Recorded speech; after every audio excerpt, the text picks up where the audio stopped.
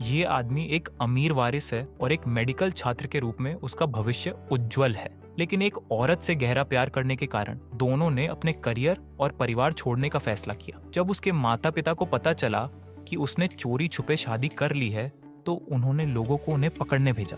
मजबूरी में वह जोड़ा हाथ पकड़कर सड़कों पर भागने लगा। जिसे वे प्यार कहते थे, उसी के जोश में पीछा किए जाने के बावजूद वे हंसते रहे और चर्च में विवाह समारोह तक पहुंच गए। पादरी द्वारा किया जा रहा बपतिस्मा अचानक उनकी शादी में बदल गया।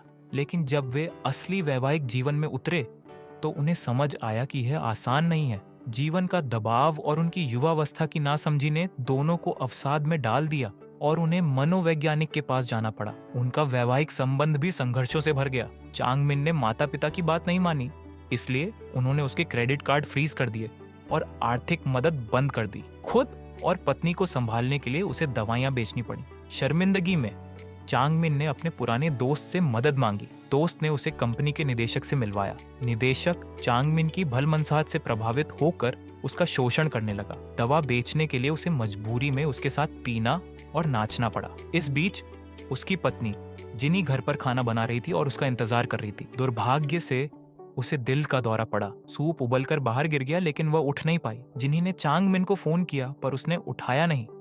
उस समय वह पूरी तरह नशे में था। वह न तो दवा बेच पाया और न ही अपमान से बच पाया। घर लौटते वक्त भीगता हुआ थका हारा पहुंचा तो पाया कि जिनी सोफे पर लेटी है। सूप जलकर खत्म हो गया और मछलियां मर चुकी थीं। गुस्से में उसने जिनी को झकझोरा। जिनी ने भी पलटकर जवाब दिया। वह कहती है, मैंने हार्ट अटैक झेला, तुम्हें बुलाया और तुम नहीं आए। अब तुम्हें मछलियों की चिंता है, मेरी नहीं। झगड़ा भयंकर लड़ाई में बदल गया। वह उसके बैग काटता है, वह उसके स्पीकर तोड़ देती है, वह बर्तन फोड़ता है, वह सीढ़ी नष्ट कर देती है। आखिरकार उनकी शादी की तस्वीर का फ्रेम टूट जाता है। दोनों को समझ आ जाता है ये रिश्ता अब नहीं चल सकता। वे तलाक ले लेते हैं।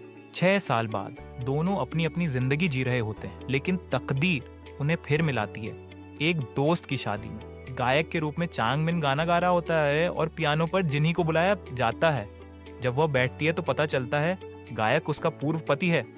दोनों हैरान रह जाते हैं, लेकिन दोस्तों की इज्जत के लिए साथ गाते हैं। बाद में फिर से झगड़ा छिड़ जाता है। पार्किंग में गाड़ी रोकने को लेकर दोनों भिड़ते हैं। चांगमिन ताना मारता है कि जिन्ही अभी भी पुरानी ड्रेस पहनती है। जिन्ही गुस्से में आ जाती है। उधर जिन्ही अपने दोस्तों के साथ शराब पी लेती है और अस्पताल पहुंच जाती है।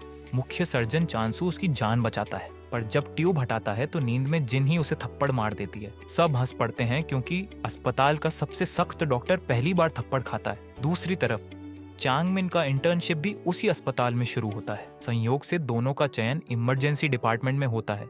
अब उन्हें मजबूरी में साथ काम करना पड़ता है। जिन्ही को 6 साल की मेहनत याद आती है और वह रो पड़ती है, अब मुझे अपने भविष्य के लिए जीना है। लेकिन चांसू उसे डांट देता है, अगर तुम डॉक्टर बनना चाहती हो तो पहले अपनी सेहत संभालो। शराब पीकर गले में सीप फंसा लाई हो, तुम लायक नहीं हो। वह उसे निकालने की धमकी देता है। जिन्ही लगभग टूट जाती है पर हार नहीं मानती।